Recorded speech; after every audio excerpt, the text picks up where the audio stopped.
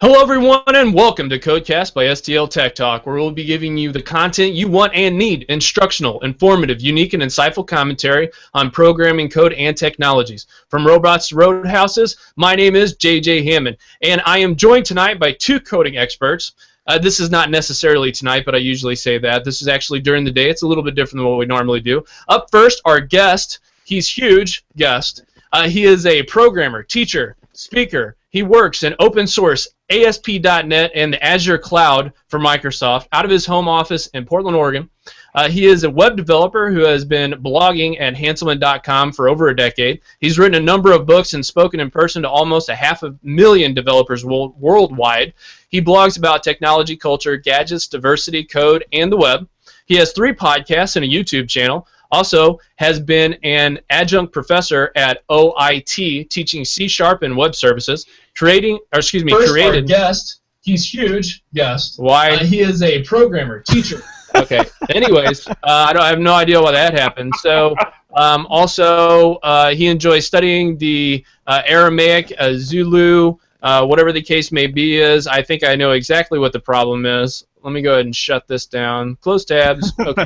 Done. Fixed. Also, he enjoys studying Amharic, is that how you say that? Zulu, and listening to African music. He can braid hair with the best of them, trying to raise $50,000 for diabetes research. The one that broke the mold, Scott Hanselman. Say hello, Scott. Wow, you definitely oversold the intro. How are you? Thanks. Very kind of you to say all those things. Yeah, that was. I'm just a loud blogger who is also a programmer. I think that would also be an effective introduction. Yeah, no, but you're awesome. I really enjoy your shows, and I really thought it was cool bringing I think that was voice to iOS and all this other kind of stuff. We'll get into that later. However, this show is not possible without the coolest guy that I know, and I know a lot of cool people. All right, so I'm not pigeonholing this at all. Striving to distribute development knowledge to the masses, and has spent the last 20 years architecting and implementing highly scalable ASP.NET applications throughout the Twin Cities. The world is a better place with him in it. Gus Emery. Say hello, Gus. Hey, JJ. Scott, thanks for joining us today. Of Glad course. you could find the time. If the video dropped out there, buddy. Oh. And are you ready for a fantastic show, Gus? I am here and ready. Awesome. Let's get into it. All right, and don't forget, you can follow us on Twitter, #CodeCast, or STL Codecast, at STL Codecast, rather. Facebook, /STL Tech Talk, Google+, subscribe to our YouTube channel, subscribe to our podcast on iTunes, Stitcher, Windows Phone, TuneIn Radio, or listen directly from the site. Visit STL Tech Talk today, where you can keep up with our tech news, podcast, Codecast, find out how you can advertise with us, or hire us to consult you on your technological needs. And don't forget, you can interact with the show by sending us feedback to podcast@stltechtalk.com. And if you're watching us live, you can ask us questions via the chat room, and we will do our best to answer those questions. So without further ado, let's go ahead and kick off the show with the first question to Scott. What got you into developing technology to begin with, sir? What got me into developing? Well, I think what got me into computers, if you start a little bit earlier, was that I was kind of causing all sorts of trouble in school when I was younger, and I think they identified me as someone who was going to potentially be a problem. And back when schools and principals had like a little bit more time, they pulled my parents aside, and they all met with the principal, and they said, this kid is going to be convicted of a white-collar crime at some point. We should probably get him into some kind of technology. So they hooked me up with an Apple II. They loaned me the Apple II. They actually let me steal the Apple II because there was only one computer in the school. And what they did was they said, if your dad can bring the pickup to the school, back it up against the school, and then steal the Apple II, as long as you have it back by Sunday night and no one knows it's gone, then we'll have kind of a don't ask, don't tell kind of situation. And that kept me kind of off the streets, for lack of a better word. And then it went downhill from there. Well, what is that saying? The criminals make the rules or break the rules, and then the cops got to figure out how to play along or whatever the case may be is. So yeah, definitely that's kind of an interesting. That's the first we've had on some guests not only on this show but on some other shows that have some unique background into getting into technology, and that's probably one of the first ones I've heard. Well, it was either. I don't think anybody necessarily wakes up one day and says computers will save me and keep me off the streets. But why does one bump into anything? You either know that you've always wanted to do it, and I don't think I knew that with computers. I do know that I was the AV geek. So if you needed a projector threaded, I was your guy.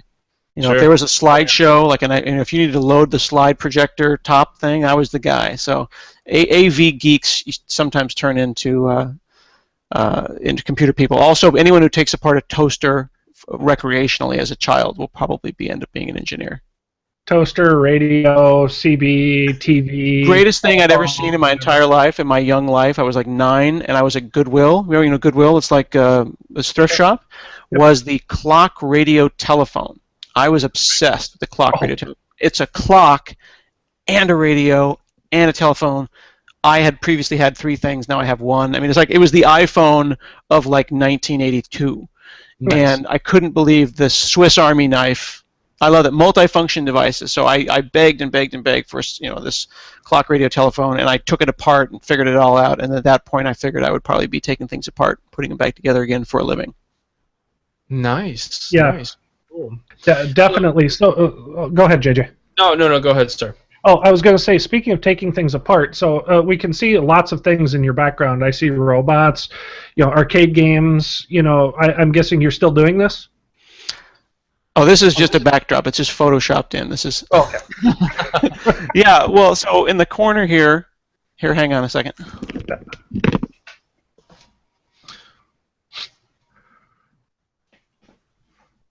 Well, while he's gone, yes, I also do need a couch in my office as well. But go ahead. So this is a Lego Mindstorms robot, which are great. And my 6-year-old and I just built this yesterday. He was very excited to get that walking. I'm all about thrift shops. My Goodwill way of thinking has stayed. I don't ever pay retail. So this red robot here is a Robo Sapien. Yep. And I found that at Goodwill for $10. Wow. It's like an $80 robot. And then I was like, well, it turns out it needs a remote control. So I'm like, uh-oh. So we spent the weekend with a USB IR emitter trying to figure out how to spit out the correct codes. That was our project for the weekend. When we failed, I went online and discovered that there's an iPhone plug-in. You just put the IR emitter on top of the iPhone, and then there's an app you can download, and it'll control any Robo Sapien. So now we're on a mission to find another one. Can I help you, sir? I need you to close the door, sir. Goodbye, sir. Okay. All the way. All the way. Thank you. Sorry. Programming, even when it's human beings. But breaking the rules, I think, is the... Really, seriously, close the door. All the way. Yeah. Sorry. So the cool thing, though, is what I'm hearing also is not only are you doing some cool tech stuff, right, is you're teaching your children, too, right? And they're able to do some things, right? But it's important to point out that I'm not trying to turn them into little versions of me, nor am I trying to turn them into little programmers. People always ask me if they're going to, you want your kids to be developers too? Like, no, I want them to be well-adjusted individuals who understand how the world works. When I say the world works, I mean functionally. Sure. Sure, you can get in your car and turn it on and drive away and everything will be fine, but it's also nice to know what's happening inside the car. There's joy in the understanding about what's underneath and how the toaster works, right, or how the clock radio. I want them to have excitement about that. So, figuring out the robot didn't cost us anything. Like I could have just bought the robot for $100 and here, kid, here's a robot. Play with it for a while and toss it. But it's much more fun to take it apart and figure out what's going on. And if that turns out to be if they end up being a marketing guy or a ditch digger or a car salesman who happens to know this stuff, all the better. Yeah, absolutely. No, I guess I don't mean to interrupt, but I mean, it kind of brings in a little bit of the conversation. Our topic for this particular podcast is STEM, and also just kind of development in general as far as bridging that gap between the interest and the actual doing stage, and then retention. How do we engage, and how do we keep that engagement even though that we us three or the teachers or whatever the case may be isn't there right there, you have a choice. You have a choice not to, consume content, watch TV, read books, all this other kind of stuff, or actually do, just kind of go along with the movement, if you will, and continue, right, to continue to build the Robo Sapiens, to continue to code and stuff like that. So it's really important. So on that topic, a little bit, Gus, I don't mean to step on you too much here, but robotics is one of the topics that you have. How easy is it for people to get into understanding the robotics part of that, and then work with their family and or kids to kind of teach them the underpinnings? Because understanding the skeleton, and I think that's what you were alluding to when you were talking about understanding how the engine in the car works, if they're a ditch digger, if they're a car salesman, understanding how the engineering side of things are. If they're digging ditches with a backhoe, understanding the pounds per square inch or whatever the case may be as their hydraulic pumps use, and we could get into the weeds with that. But how has that been to kind of talk about that and to kind of help bridge those gaps? That was a long question. How has it been? I mean, it has been successful. The idea is I want them to know how to think. I want the kids to know how to think, and I want them to know what kind of questions to ask. And it doesn't just apply to engineering. It's not just about physical stuff. I mean, we were in the car, and they were arguing. What was the news? The news was arguing something about Iraq, and I don't want the kids to hear. They're only 6 and 8, so we don't want to get into a bunch of violence and stuff. But some of the geopolitical stuff came up. Now I turned the radio off because I didn't want to get into the body count. But we ended up having a really interesting conversation. And while they are 6 and 8, they're not little adults. They're little kids, but they do understand that you can draw parallels between this person not liking that person because of these reasons, and this guy doesn't want to be friends with this guy because of that. So why not have a conversation about things at a larger level? They're thinking about geography. They've traveled some. So we had an interesting conversation about motivations and things like that. So we effectively disassembled the conflict, except verbally, and we ended up spending an hour in the car as we were driving somewhere having that conversation. I think those kinds of skills, how to think, are the same that you would use when you're taking apart a toaster. Absolutely. I totally agree with you. And one of the cool things that I'm hearing, kind of your overall basis for teaching, is to teach people how to think and how to understand and how to go to the next step and troubleshoot and whatnot, which I think isn't taught enough in school myself. Yeah, definitely. I think that there's we have to think about people who don't necessarily have the opportunity, though, to have a parent to do that right now. I'm working from home, which is a very, very fortunate thing. Not everyone can do that. Some people have to go to work at 7 in the morning and they come home at 7 at night, and their kids at daycare. That is their situation. We need to make sure that those kids have opportunities like robots and stuff like that. Now, even though I'm proud of myself for buying these things at Goodwill and doing them on the cheap, I think that making sure that people have those things accessible, that someone knows that, hey, I can do that, and Craigslist or Goodwill or different thrift shops are a great place to teach kids about gadgets. And it doesn't have to be expensive to get involved in STEM. Like, for example, Maker Faire is a great place. Anytime there's a Maker Faire, going on locally, you should take your kids to it. Mm-hmm. And at Maker Faire, I met a very nice lady from the Leatherman tool people, right? Leatherman tools? Mm-hmm. And I'm thinking to myself, what do I really care about Leatherman tools? It's just a pocket knife, and I want to give my kids a pocket knife. She told me 2 really cool, interesting things about STEM as it relates to this that are free that people can do. First is there are Leatherman tools that are TSA approved and as such school approved. So they are Leathermans without knives. Oh, cool. And a minimal size scissors. So the kids got little tiny Leatherman tools. And then she said, give your kid a Leatherman tool, go and buy a broken radio, and tell the kid, take it apart. And my kids spend a whole weekend ripping capacitors off of it, pulling chips out. I mean, they disassembled the thing. Now, it wasn't it wasn't a pretty thing. Sure. They weren't disassembling it and laying it all out and putting it back together again. It was just ripping apart. But kids want to bang on stuff. They want to break stuff. They want to damage things. At the same time, they want to learn. It cost me one $20 Leatherman tool, which we still have, and I can get any gadget, and the kids will rip it apart and learn about it. that at 6 and 8 you can do, and I'm guessing, that's going to lay the foundation for a 12-year-old that's going to ask the right kind of questions. Yeah.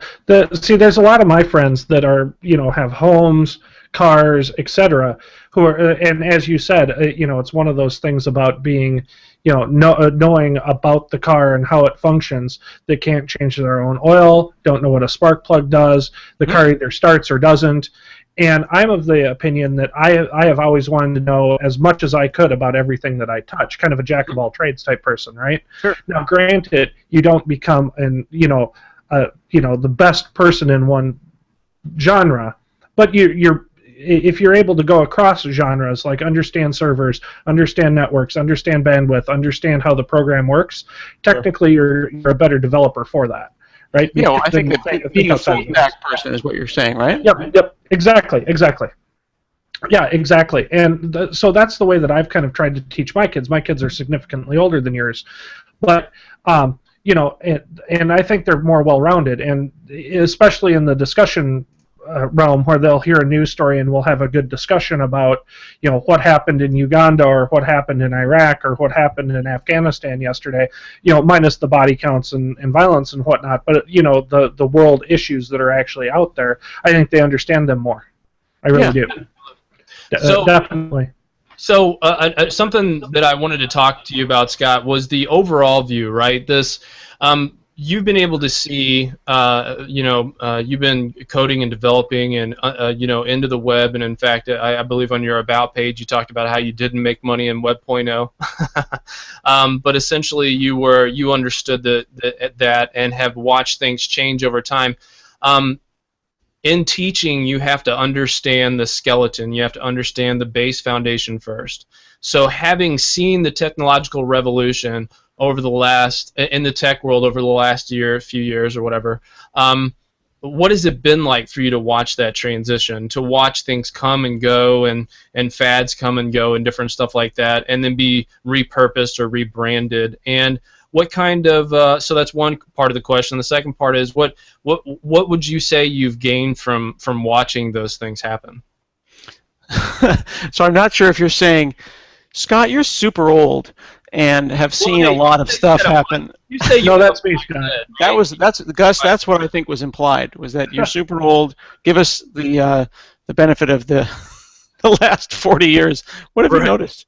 Right. Through many generations. It's funny because I ask those kinds of questions to people who are, 60 or 70. My buddy Ward Cunningham, who invented the wiki, I talked to him about, close the door, sir. Do not come in again, my friend. No, sir. Thank you. Sorry about that. No worries. Well, it's unfortunate because he knows very, very clearly that we're recording a show here. I've actually got a light that is blinking outside that is like an on-air light. I can see is that the wire in the background? That's the wire right there. So it's unambiguously telling him that we're recording right now, and you know darn well that you shouldn't be here. You should have a robot in front of the door that says "halt." I'm not sure how much clearer it needs to be. I mean, it's a 40-foot USB cable with a flashing red light that says "on air." I think it's pretty clear that we're on the air. Sure. But it's summer vacation. What can you do? Yep. That's true. Everything else is just sparkling glitz. Anyways, yeah, exactly. Proceed teaching us why, Sensei. Well, now I forgot the question. I was in the middle of this great speech and I lost it. You were, but I'll get you back on track real quick. So, well, they say that's the first thing to go. No. Oh yeah, the historical context. Right. So, the thing that has been blowing me away is not the processor speed and the memory and the storage. Those things they're linear and they're all kind of going like that, and that's going to be great. Yeah. It's the way we can plug the Lego pieces together so effectively. Like I have this blog post that did pretty well a couple of weeks ago called "Abstracting on the Shoulders of Giants." Right. And this idea that this wire protocol is reliable and I can count on it, so let me up-level the problem. And now I've got, I can rely on the network to a point. I've got WebSockets. I can think about that. I've got a SignalR that's going to manage the fallback. I've got a reliable engine in JavaScript. I've got C# that runs everywhere. Maybe I can start plugging these things together. I mean, and then I can deploy it to data centers in 3 different continents. Like me and my buddy Greg are running services reliably 24 hours a day on 3 continents, and then geo-balancing between them. That's pretty amazing. Just the fact that you, JJ, are able to tweet quietly while I am talking to you is an amazing piece of technological... Yeah. Yeah. It's true, because one of the things that Rob Tiffany was talking about last night was this sense that we are able to do more with less, but we're also able to communicate more effectively across different languages and stuff. And you had a guest on recently. He was a 19-year-old, and he was talking about, you guys were talking about the Lego and all that kind of jazz, and that was really interesting. Of not really ever being an expert in particular one area or a senior dev or whatever. So it's just kind of interesting to see that that communication piece, right, where you don't have to write, you don't have to be singular. You can work across different things to make it work, and I think there's going to be that consolidation too a little bit. Well, at least I hope so. From because it is a little difficult to go in and teach somebody, not for the first time, but maybe teach somebody who's transitioning jobs, like Rob and I were talking about helping veterans out transition into jobs in the tech field. So and I went through that. I was a grunt, and then I transitioned into computers and science and things of that nature. So it's not an easy switch, and start to beginning to understand and not leave those kind of guys and gals behind. Yeah, it's interesting you said that. Kind of going off that. Go ahead, Kevin, sorry, Gus, with your next what? Ramble, JJ. No, Scott. So one of the things, and I think we touched on a little bit, was robotics. And one of the things that I'd like to hear kind of your thoughts on is what do you think your kids are garnering out of the robotics experience that you're giving them?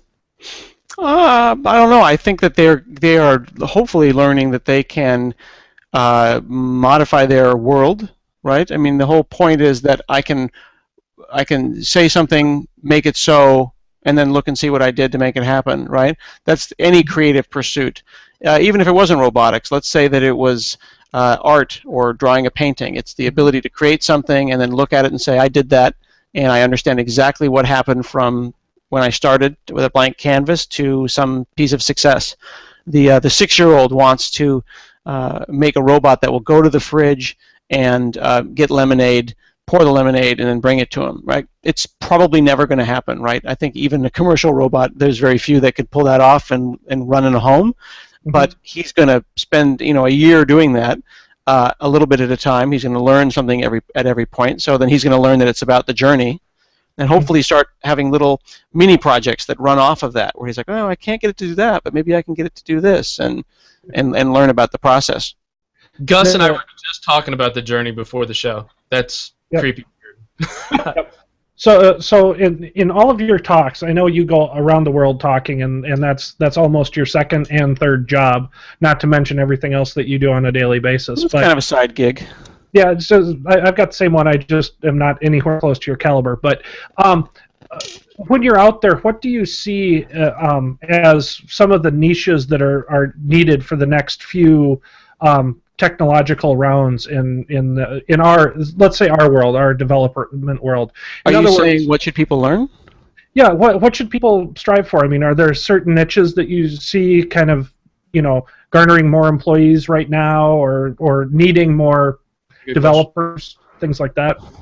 Well, calling back to the original comment about abstractions, I think that it is as much the awareness that something can be done and the pieces without necessarily knowing the internals. So while I appreciate it when people know internals or they know about all the details of HTTP, to JJ's point earlier, you can't learn everything. So you have to figure out what is the right level of generalization, right? What kind of Swiss Army knife do you want to be? Right. And there's lots of different Swiss Army knives, right? Pick one that you think is the specialized generalist that you want to be? Do you want to be networking and connected systems? Do you want to be DevOps and cloud server management? Do you want to be Python and shell scripts and PowerShell and server automation? But once you figure out that these things can plug in together, you're going to go, oh wow, I could do this and I could plug that there, and wow, that's going to be really interesting. Yeah. One thing actually that I just figured out a couple of days ago was this. This is kind of a random tangent, but it was interesting to me. Was I like to do like remote desktop, and I VPN into servers, and I'm always trying to remote my screen, right? So there were a couple of times where I was testing out running a Surface 2, which is not an Intel processor. So I made a server in Azure, remoted into it from the ARM server, and then I had the full power of Visual Studio and a remote machine. I was remoting, and then I went and I put it on my treadmill. I have a treadmill desk. So I'm in the garage on the treadmill desk, working on the laptop, remoted into a remote server. I thought that was kind of cool. Yeah. Yesterday, this is a true story. You're hearing it here first because it just happened 10 minutes ago. Yesterday, I installed Steam on my work laptop because I had this idea that I would somehow be able to play a game on my treadmill desk. But my laptop has an integrated Intel processor. It's garbage, right? So I was getting 5 frames a second, 10 frames a second. It's clear that my work laptop is not going to be effective for using Steam. Sure. But then when I'm hovering over the play button, there's a little chevron, a little down arrow. So I click on it, and it says play from, and then the name of the computer in my office. And I was like, I've never seen this before. So I clicked that, and then suddenly, and this is a Retina display, this is the X1 Carbon Touch version 2, suddenly I'm playing at 2560 by 1600, 30 frames a second, HD, with the power of my full desktop and my high-end Nvidia card on the laptop sitting. So I played Bioshock Infinite for 3 frickin' hours while I walked like 9 miles on the treadmill. Gorgeous. Wow. And I'm like, well, clearly I can't do this with keyboard and mouse because I'm old. I then got an Xbox One controller from my Xbox and the new drivers. I plug in the USB cable. Turns out that it not only remotes the controller, it remotes the vibration. So I was on my treadmill desk, working out, playing Bioshock, totally awesome. 2 or 3 slowdowns, but it was amazing. That's impressive. Oh, I'm not done. Oh, keep going. There's more. So first, think about the technology, right? I was able to Alt-Tab and kind of screw around, and I broke the system and basically dropped back out to the desktop. So I could see the desktop, right? They're streaming a movie of your machine, right? Because they have full control of the video card, and they have full control of the HDMI audio out. So they literally just take the audio that's coming out of your machine and they remote the entire thing. So it's as if it's remote desktop, but it's not using the windowing APIs like RDP is. It's using a straight video stream, and it's truly amazing. So then I'm looking around online about remoting video games, and I'm thinking, this is fun. I'm going to start doing this. This is going to be a thing I'm going to do now. And then I learned about this Nvidia Shield, right, which is this portable machine. It looks like an Xbox controller, and it's got a thing on the top. Yep. So I go Googling around with Bing to figure out about this, and it's like $300. Now, I like gaming, but I like gaming in the sense of Bioshock was $4. So it was my, as an American, I was required to buy it. I mean, it's $4. Even if I never play it, I just, like, here's my $4, right? If this game was $60, here's $4. I'll never play it. More than at Starbucks, right? Exactly. So I bought it. But I'm not going to spend $300 on it. And then I go and look at the requirements, and it turns out that the Nvidia Shield requires a high-end 700 series or above, or 600 series and above video card, which are like $300 or $400 video cards. Okay. But I'm cheap. Can I do this for effectively nothing? Which nothing is, I have an allowance, so it's about $200. Nice. I go on Craigslist, and I find a guy who won an Nvidia Shield in a raffle. Doesn't play games, and just before I got here, just before I joined you guys, I bought an Nvidia Shield for $100 from a guy on Craigslist. Oh, sweet. Oh, nice. Brand new in the box. But I still need a high-end video card, right? Right. So I go online again. I find a guy on Craigslist who is a Bitcoin miner, who has 24 Nvidia cards that he bought, and now he's made all his money on Bitcoins, and he's selling them for less than $100. So now I'm going to have a 2014 high-end Marvel chipset Nvidia card for $100. So now my total outlay $200, which is right on the edge of funny money in the sense of I'm allowed to spend $200 a month on allowance, crazy stuff. Sure. But think about the Lego pieces to make all of this work together, right? This is a HD screen, commodity, touch screen, 720p, 8-hour battery life, shaped like an Xbox controller. Here's the Xbox controller for comparison. Yep, looks just like it. ARM processor, 2 gigs of RAM, plays movies. I've got it's got an SD card slot. I mean, think about what had to be done to make something like this, and the madman who thought it was a good idea. And I think it's a crazy idea, but darn it if it's not amazing. Right. And now I'm very, very much looking forward to, pardon me, sitting out in the backyard and playing 720p Bioshock on my little tiny gadget here. And here's the other thing, and this gets back to being a cheap person. This I could definitely sell this for $100. So I'm going to make my money back. You see what I'm saying? I'm going to get all my fun out of this gadget for 2 years, and then I'm going to sell it, and I'm going to make the exact amount of money. I love that. That's just I'm such a cheap person. Well, but that kind of speaks to the majority of people, because not everybody is in that have and have-nots. I mean, we talk about that sometimes on some other shows, and I talk about that a lot when I'm doing consulting about platform stuff, like whenever a small business wants to know how to make the most out of their gadgets that they have. And it is really interesting to tell people that, hey, you can do that. There is a way to do what you want to do, and that's what it sounds like you're talking about. Is you've figured out low-cost solutions and fun ways to put those Lego pieces together. Yeah, I mean, why not hack on these things? Another gadget that I've been playing with is this. I don't know if you've seen this. This is the GCW Zero. It's a little another ARM processor. It runs a Linux that's called Open Dingus, and it boots up. It runs it runs a DOS emulator. It runs Quake. It runs Open Doom. It runs Super Nintendo. It runs all sorts of really cool. It runs Descent. Just all sorts of really fun things the kids can hack on. It's like a Raspberry Pi in your hand. And again, very inexpensive. But the thing is, people don't know that these things exist, and they don't know that they can get them for cheap or darn near free if they look. Anyway, that was a long rant, but it made me happy. No, that was actually a great rant. It actually brings me into one other piece. I'm glad you mentioned the Raspberry Pi, because the Raspberry Pi and the Netduinos and Arduinos, I think, are the cool Heathkit sets of the next generation, right? And I haven't played with any of them. I've sat through some demos. I've seen some the Raspberry Pi. Things.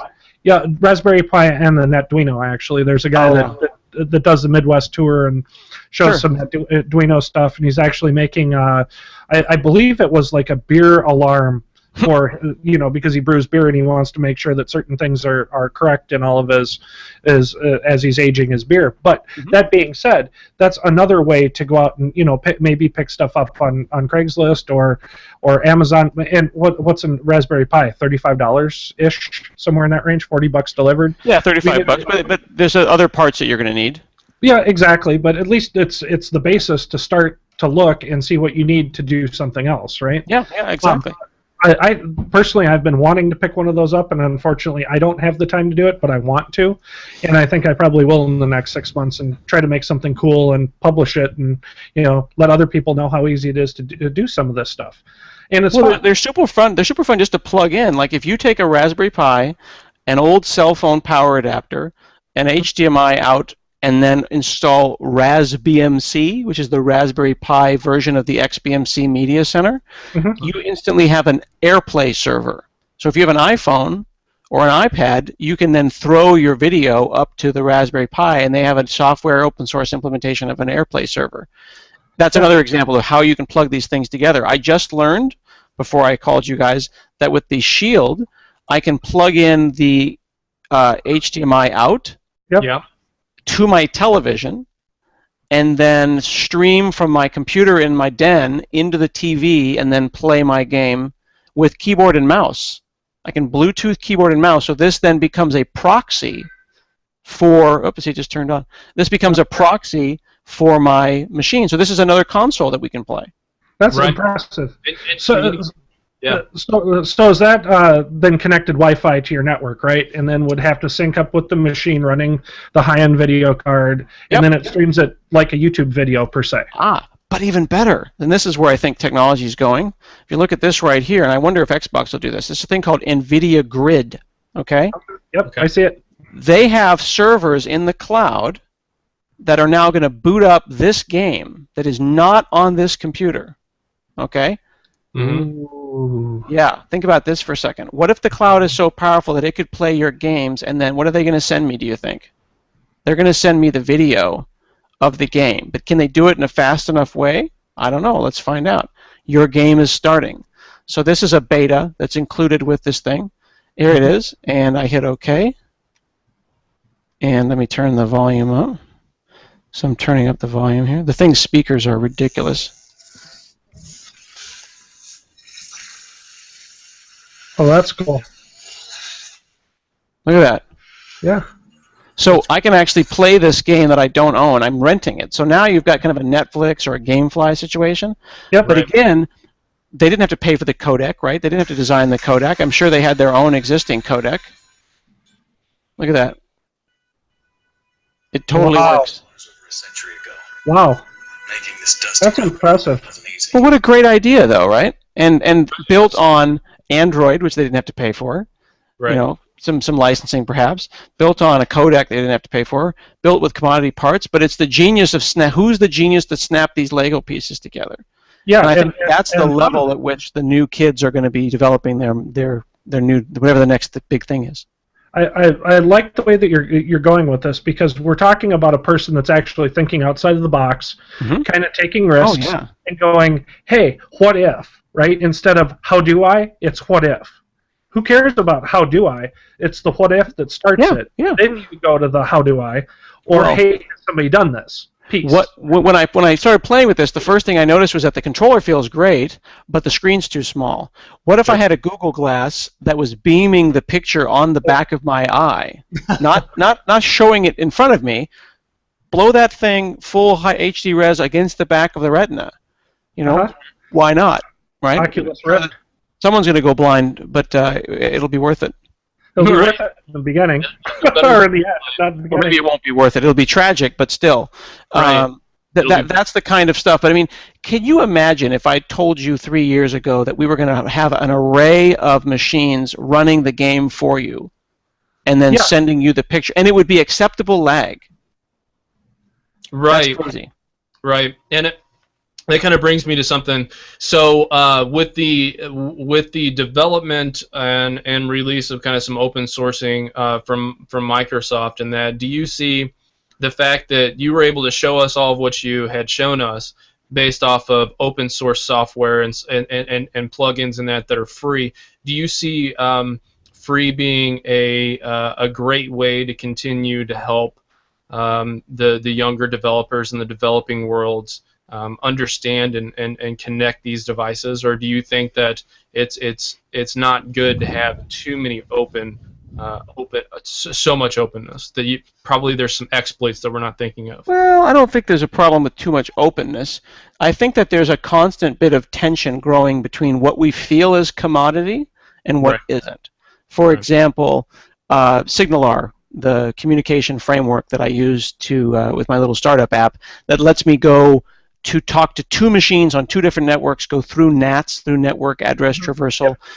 That 5 years ago would have been a patentable, amazing thing that you could build a company on and license it. Right. But slowly the water level has been rising such that even the people who built it were like, yeah, it's amazing tech, but but we're built on top of this and they're built on top of that, so here we give it to the world. So then I can go and build my system on that. So I'm building things I can charge for on top of things that are open source. Sure. But if you look at, for example, like Facebook, right? Facebook built on PHP, but then they developed their own, I think it's called the HipHop or HipTop virtual machine for PHP. They'll eventually probably open source that, and then they'll raise the water level. And then some young person, my son, might come in and want to write something in PHP, God forbid, and then he discovers that there's a virtual machine that is done for that, and then he'll make the next great virtual machine, and then the water level rises again. So there's always going to be that sense of like, should I open source this or not? Is this value added or not? It is until it's totally not. Like, Connect is a piece of amazing technology, but once it's understood, you can hack together your own Connect. It's not necessarily going to be as polished, but it's going to be similar. It's going to be similar. And you're going to be able to get the same things out of it. I mean, we've seen that over and over again, right?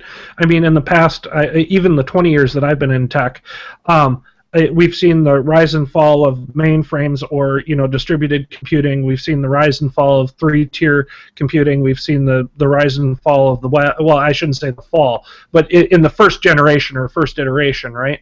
Now we're seeing it all happen again, and as you said, the levels have been jacked way up, right? Well, the expectation of what should be free, I think, is a little unreasonable right now. Yes. Sure. In my opinion, I think a lot of people just have expectations about like what they think ought to be free, and they always say, "How dare you monetize open source?" Except for me and all the great stuff that I'm monetizing from open source. You cannot monetize open source. We had a in the chat room that was about that. I didn't bring it up, but I mean, since we're talking about it, was open sourcing some of Windows, and it's a little crazy to kind of think of it like that. But well, why not, right? Yeah, but I mean, it was one of. But I'm not saying they're crazy for asking, and I'm not saying it's a crazy thought. I'm just saying that right now, like you said, there's this very interesting point where larger companies are at. Making the decision to open, like Roslyn, for example, and Roslyn, the open source C# compiler. Right. Yeah, exactly. So, yeah, that. But to get back on a little bit more topic here, what is the biggest barrier to getting kids interested and sustain interest in technology in schools and continuing education? I really want to get your thoughts on this because I think that you provide some unique insight there. And in fact, even you can branch it wider than that. Kids or adults that are looking to change careers. Sure. I think the sense that it's an empowerment issue, right? People need to know that something is possible and that they can build something and then take pleasure and get excitement from the actual building. If it's not cool, of course, they're not going to want to do it. Kids clearly want to produce content. They wouldn't have, Instagram and Snapchat and all these kinds of things. The thing is, though, that those kinds of social sharing applications are based on a fundamental narcissism, right? You're feeding an insecurity in the child that then flips itself and turns into narcissism, hence the selfie. Right, entire social networks based on selfies. I'm seeing, there are teens that will broadcast a channel of them live, like just sitting. What are you doing? I'm sitting around texting my friends, and then a bunch of other kids are watching them text their friends. That is the wrong kind of production. But obviously, the kid has a need to produce, to create.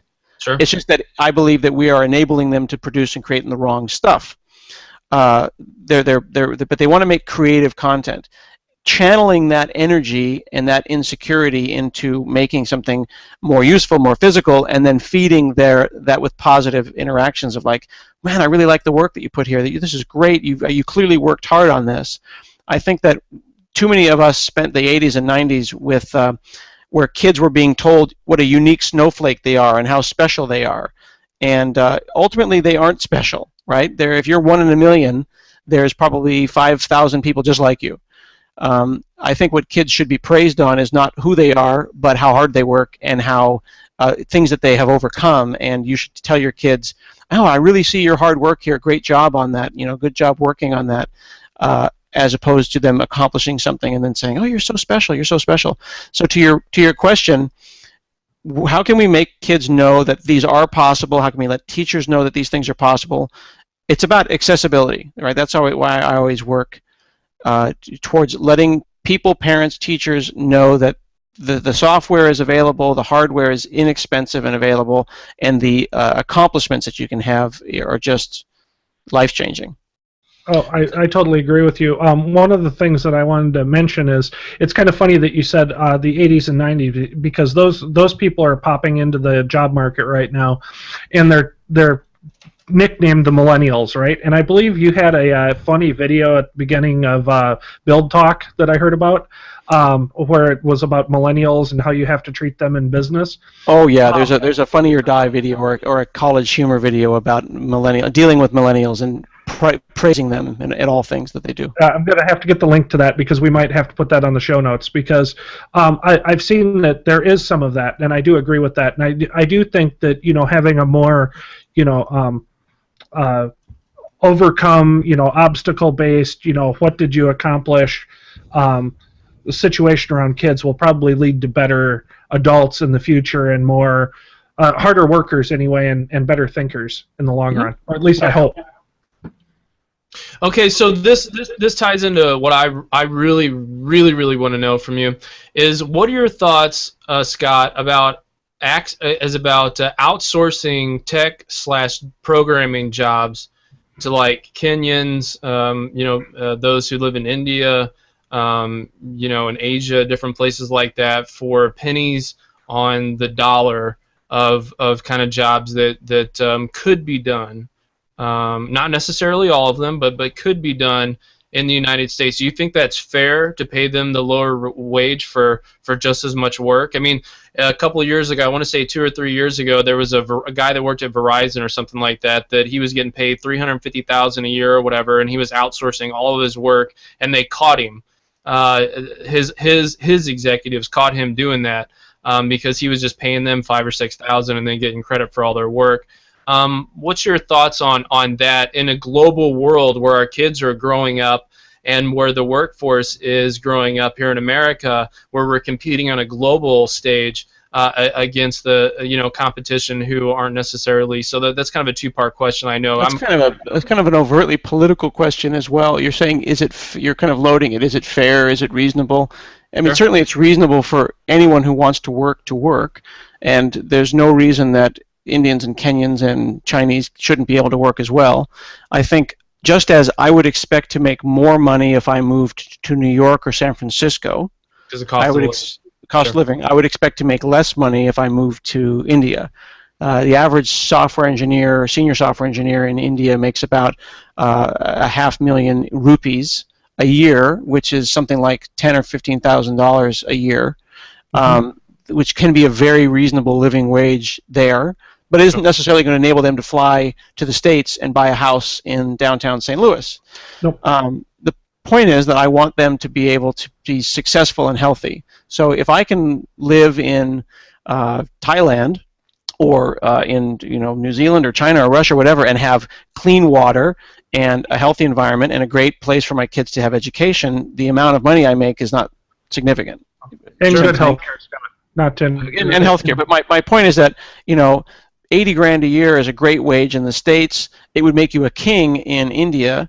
Right. Now, as far as people taking advantage of that, if I'm trying to outsource myself and hire someone in Kenya and then pretend that I'm doing the work, clearly that's unethical. But if an Indian or a Kenyan can do the great work, they should be able to compete on a level playing field. Okay. I totally agree. And JJ, one of the other things that I'm seeing in my day-to-day anyway is that one thing that they are getting is they're getting knowledge of of our upper crust, or at least our better developers over here, and it's actually bettering them to get better jobs and to garner a better rate as well. So I mean, it's actually boosting economies as well. So it's not just a political thing. It's actually it goes even further than that. So yeah, I mean, for it to be more political, I didn't come down on any side of this. I just wanted to see what the general conversation would produce from talking to you guys who are deeply involved in the tech scenes and programming and that, and who do consulting. I mean, let's make no bones about it. I hear you. But somehow we're surviving, though, right? I mean, I do a little consulting, not a little consulting, but a little moonlighting on the side. Yeah, sometimes you're going to lose a contract to someone overseas. Sometimes a New Yorker is going to be mad because he lost it to a guy in St. Louis. Sure. I think that I would certainly like to see rural sourcing rather than overseas sourcing as someone who lived here. But if I were in India, and if I were an Indian person, I would probably rather that I not see jobs leave India. I would hate to see when a U.S. company got the contract when an Indian company could have done the same. Sure. So you're going to want to support wherever you are. At the same time, though, I want to see more women, more people of color, more people who aren't 3 white guys on a Google Hangout. I'm glad you missed because there's a huge resource of people available in the States that aren't affluent white guys, they can and should be hired as well at an equal wage to what we're making. So that report came out recently about the 65% white male that work at Yahoo or something like that. Google released their diversity numbers, and they were abysmal. Yeah. So, but I'm glad you mentioned that, because also we want people to check out our STL Tech Chic website. It's just chickwithoutthek.com. That's our women in tech. So hopefully, if you guys are interested, or excuse me, you gals are interested in participating in that program, that's another thing that we're trying to do here in St. Louis to help promote the women in tech, and also work with the Latino community as well as the African American community, getting them to conferences, getting them into, if they want to. I mean, obviously, this isn't one of those things where we're like just pushing people in that don't want to go. We want to show people what they can do. Something that I talk about a lot when I'm talking about what STL Tech Talk does, and maybe you can tell me if this is right or wrong, Scott, but going into areas and saying, well, if you're not doing one thing, you're doing another thing. So if you're not banging, you're coding. If you're coding, you're not, you're keeping off the streets, kind of like how you were talking about earlier. If you're doing one thing, you're not doing something else. So if you're neck deep into programming and well, if you're working at McDonald's, you're not into trouble either. I mean, I was given an opportunity to get into computers because I was doing things I wasn't supposed to be doing. The issues around, and again, there's only so far we can take this conversation, as we are three white guys on Google Hangouts, so we don't want to try to take it too far. But it is about finding a representative workforce that represents the diversity that we have available to us in the States. And right now, Google is 2% black, and Yahoo is 2% black. That's not what the country looks like. Therefore, obviously, it is fair to say that Yahoo and Google are not representative of our reality. I would like to work in an environment that is representative of reality. I know what my neighbors look like. I know what my community looks like. I would like my workplace community to look similar. As far as whether or not they're doing something else, whether they're coding, I can't speak to that. Yeah. So getting off of that side, I've got one more question that I want to ask, and then we can get into a couple of final questions and whatnot. But it goes back to our initial topic of STEM, but kind of off to the side. In conferences, you go to a lot of conferences. I mean, you're probably at one every week or at least every month. No, but thanks. It seems like it anyway. But how do you feel about doing like free kid tracks? I mean, do you think that would be an attractant to kids that are in technology? Oh, absolutely. CodeCast does that. Yeah, I know that conference has the family piece where you can join in, and I know that there's some internet for families, internet security, and some other things like that. Nebraska Code Camp did it this year. I'm kind of thinking that I want to push it at a couple of the other conferences. And he is paused for now. So until he comes back, Scott. I hear what he's saying, though. I mean, I love the idea of free kids tracks at conferences. Conferences that have done it with much success.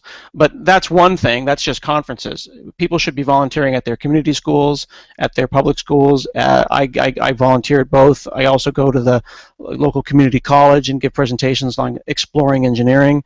Everyone who is talking about this stuff should spend as much time doing it as they are talking about it. So I agree with everything that Gus was saying. Well, and we'll shoot you some stuff, and maybe you can provide for our audience, and we'll put it on our page, different links that people can go to learn, because we don't want, what kind of is bad too is when people go out and they're teaching the wrong things, like they're not teaching, they're just kind of sort of teaching kids stuff, and they're trying to volunteer and they're trying to do the right thing, but sometimes doing the right thing isn't exactly the best thing overall. So maybe we can talk about that later and have more of that conversation. Yeah, I didn't mean to get too political on the other stuff. It was really just to see the different perspectives of, essentially what the apparatuses for learning and then sustaining that knowledge within the STEM programs here and well throughout the world, frankly. The last thing I wanted to talk about was sports and the science of sports. There's the science of baseball, which is really big in Arizona, and we're trying to kind of get that going here in St. Louis because we have a huge fan base, the St. Louis Cardinals. So do you think that in that integration to engage sports and tech and try to take the geek out of it, right? Because try to take that stigma out of it and try to put more people, just because you're into tech doesn't necessarily mean you're a geek. We talked to Don Felker, the guy who does MyFitnessPal app and the Groupon app, and he was talking about being a BMX racer, or not BMX, but like a Suzuki off-road racer and all this other kind of jazz. You don't have to be a particular type, and then again that goes back to white or black or whatever the case may be, as girl, all that kind of stuff. So do you think that the sports and tech is a cool way to go about doing it? I think anything well balanced in tech is a good idea. I think that tech has a personality image problem right now, and there's the programmer stereotype, which is a problem and it needs to stop.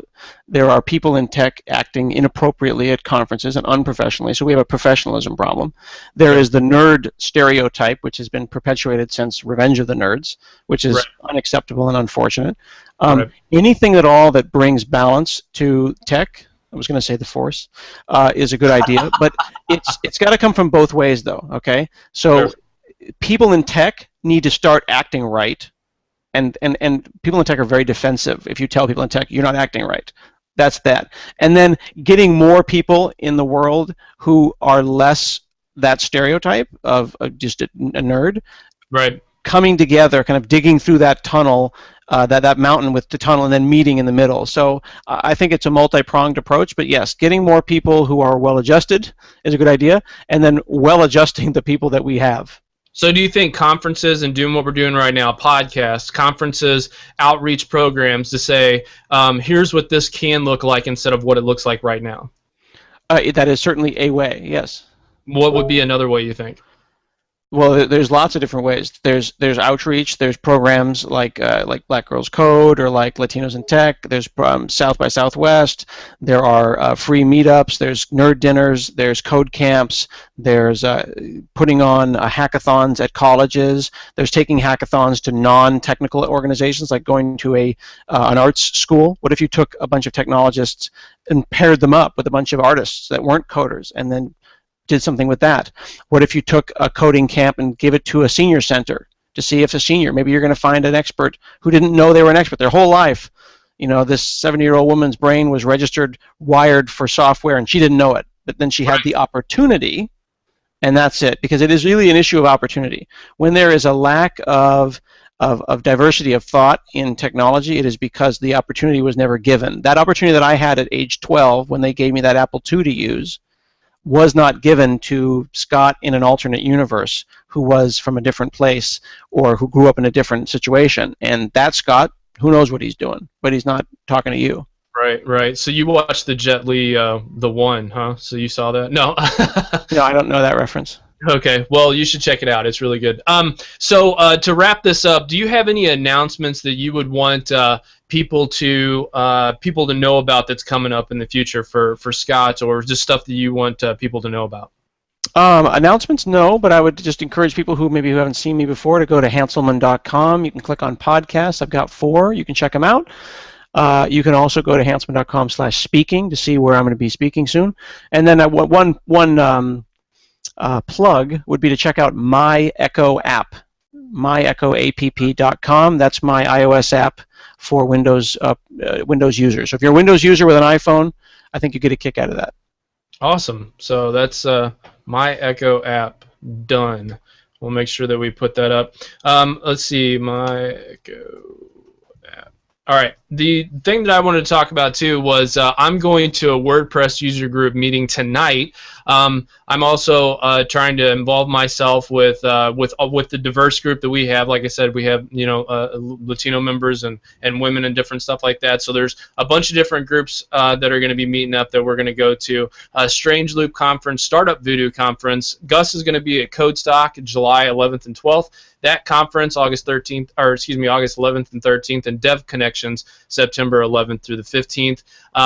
So again, Scott, we just wanted to thank you so much for being on the show. We know you have to go, so I won't keep you any further. But if you could please just shoot me a list, or have our guests, or not our guests, but our listeners be able to have a way to where they can find out more information about how to be involved the right way. That would be phenomenal. And again, from the bottom of my heart and Gus's heart too, we just really thank you for being on the show, because it means a lot to us. No, it's my pleasure. Oh, one other thing is check out getinvolvedintech.com, which is my free feature-length documentary video and tutorial that I did with Rob Connery. It's free. It is a Pluralsight course, but it is free to everybody. You don't have to be a Pluralsight subscriber to watch it. I just got the email from my Pluralsight renewal, so it's funny you said that. But you actually don't need it. You don't need it if you want to just watch that one thing. It is free. Okay, awesome, great. Yeah, we'll have a link to it in the show notes as well. So again, thank you so much for being on the show. I'm gonna go ahead and wait for Gus to pop back on, but you can drop. Wait, he's almost here. All right, sorry about that. No problem. No problem. We're just wrapping up, saying our goodbyes. So if you want to go ahead and say goodbye, that would be sure. Thanks for joining, Scott. Unfortunately, for some reason, my machine just crashed and burned, and then I could not get back into Google at all from either machine. No worries. So I don't know what was going on. Well, it was awesome. It was amazing. You missed it all. It was the best. Yeah, it was the best. I'll have to watch it. All right. Well, thank you so much, Scott. Have a wonderful day, and be talking to you soon. All right. Bye-bye. Yeah, thanks for joining us. Appreciate it.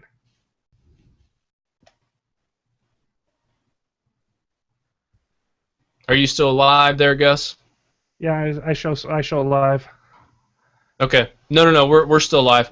I just wanted to kind of wanted to talk a little bit, just kind of do a little recap here. Normally, what we do on our CodeCast, for those who are either watching for the first time or are going to listen to this on playback, is over the last couple of weeks we've actually just done some talking, but we're going to have some actual coding again in the future. So for those of you who are looking forward to the actual code side, what we were trying to do, or not trying to do, but what we have done is laid down a foundation of kind of the breadth, if you will, of what is involved in the code discussion and programming, because it's not just all ones and zeros. It's not just all particular languages. It's about understanding best practices, understanding kind of the rules that are involved in conferences. We talked, we talked to individuals about that. We talked to guys, from Microsoft, but we also talked to, guys who develop an iOS and Xcode and different things like that. So the biggest thing is to kind of have that diversity and kind of have that understanding. We're going to have some a women in tech panel on. We're going to have just different kinds of things that involve technology and involve coding, because that's the overall look. And I think that when people see the overall picture and they can be a part of that community, it's extremely important. So for those of you who are listening to this, thank you very much for staying with us even after Scott has dropped off, and maybe future fans who really enjoyed what they saw and would like to see more of what we talk about in the future. Gus, did you have anything that you'd like to go ahead and add? No, I think you covered it. We'll have some pretty good guests coming up and some really good programming topics. So across the board, we're not doing anything that's specific to a specific topic or a specific genre. So we're not just going to have .NET. We're going to try to get some Java people on and a few other people. So we should be able to include anybody and have very diverse show. Yeah, absolutely, and we're gonna have a lot of diversity, like Scott was talking about as well in the future, and different stuff like that. I went ahead and told everybody where you were gonna be as far as announcements goes. Thank you. And I did. I covered that because I didn't know if you were gonna be able to come back in time. Like I said, guys, both my machines. I've got two different machines. Both of them are hardwired to a network. Went down. I had Google connectivity, no Hangout connectivity at all. Actually, I had Google Chrome could not find goo.gl, which is our shortcut link. I could not get out, period. So it's kind of scared the living bejesus out of me, because I could get everywhere else. I could get to websites, do whatever else. I just could not get to Google. So something happened. I'm not sure what it is. Hopefully it'll never happen again. That's creepy. Yeah, like, it is. It was very creepy, actually. That's creepy. Weird. No, for sure. Again, guys, thank you for watching. From the entire STL Tech Talk crew, we love you and thank you for your support of the show. And Gus, as always, thank you for being on. It was great to have you during the day, and everything that you do. So thank you to everyone. That's the end of the show. Yep. Everybody, good coding. We're out. Take care, everyone. Thanks for joining.